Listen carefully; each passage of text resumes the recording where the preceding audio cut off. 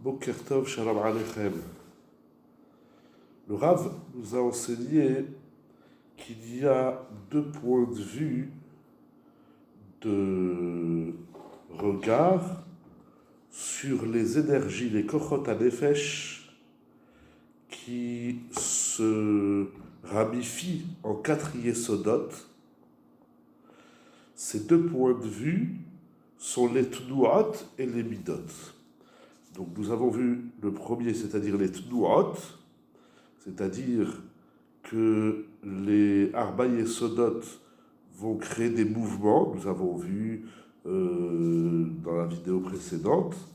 Là, nous allons voir le deuxième point de vue sont les midot.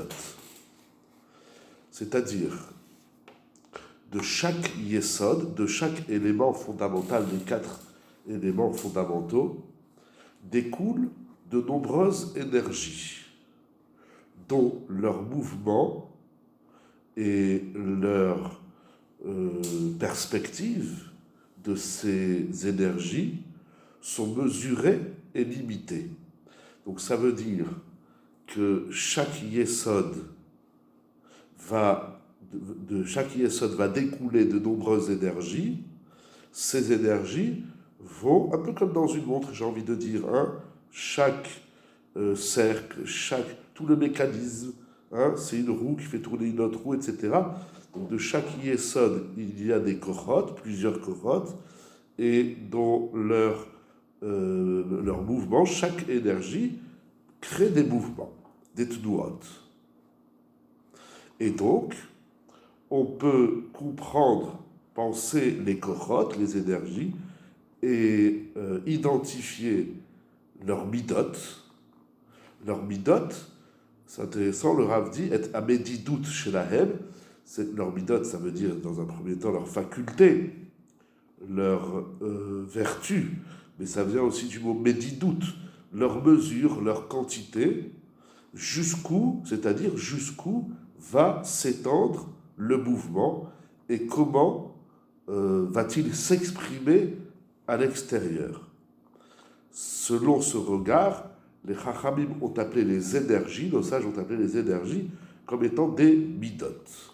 Alors maintenant, le Rav il va le faire dans les midot. Nous allons voir quel mida, quel trait de caractère découle de chaque yesod. De l'élémentaire découlent des énergies dont le mouvement de cette énergie, c'est le tzimtzum, la rétractation, et ceci va se traduire en midot, en trait de caractère de l'homme, notamment la hatzvut, la mélancolie, la paresse, yovesh, sec, c'est lorsqu'on est sec, dans la vie on ne sent pas une fluidité, on ne sent pas tout ce qui veut dire sec. Kvedut, le poids, la lourdeur, tout ça, ce sont les midot qui viennent de Afar, la terre. De l'eau découlent des énergies dont leur mouvement, c'est au contraire l'épanchement, l'ouverture, aller vers l'élargissement et en midot, en trait de caractère de l'être humain, cela donne ta'ava, le désir, igarerut, l'addiction, lorsqu'on est...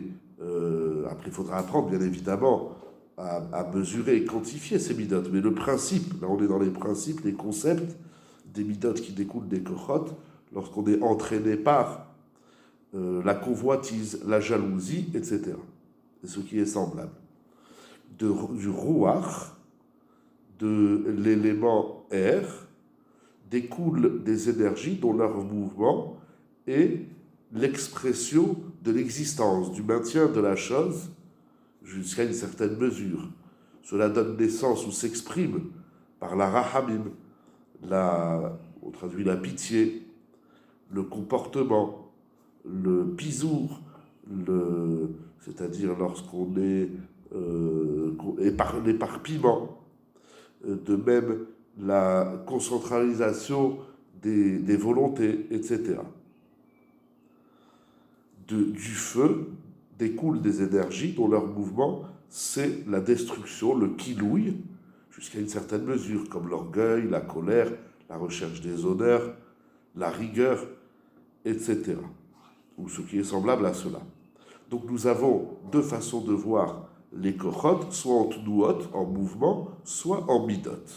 Donc de bien comprendre dans chaque mouvement et dans chaque mida, quelle est son origine, dans quel yesod doit-on le ranger, et de chaque yesod, quel est son koach, et jusqu'au kochot hanefesh. D'une façon ou d'une autre, selon le point de vue des tnuot, des mouvements, ou du point de vue des midot, toutes les énergies du nefesh, sans aucune exception, sont des compositions différentes de quatre mouvements fondamentaux. Kiyum, le maintien, l'existence. Deuxièmement, Kilouy, la destruction. Itrachavut, l'élargissement. Et Tzimtzum, la rétractation. En d'autres mots, les quatre yesodot sont les racines ou les pères, et toutes les énergies du nefesh, de l'être, sont les branches, les ramifications, en d'autres termes, les dérivés, donc des avot, les naissances des avot. Ça, il faut bien comprendre cette notion qui est très, très importante. Donc nous avons vu les kochot, les yesodot et les tnuot. Donc il y a, dans quelle que soit la façon dont on aborde le sujet des yesodot et des kochot, les quatre yesodot, les quatre éléments fondamentaux sont les racines, sont les têtes de chapitre, les pères, et les kochot hanefesh sont les dérivés des quatre yesodot.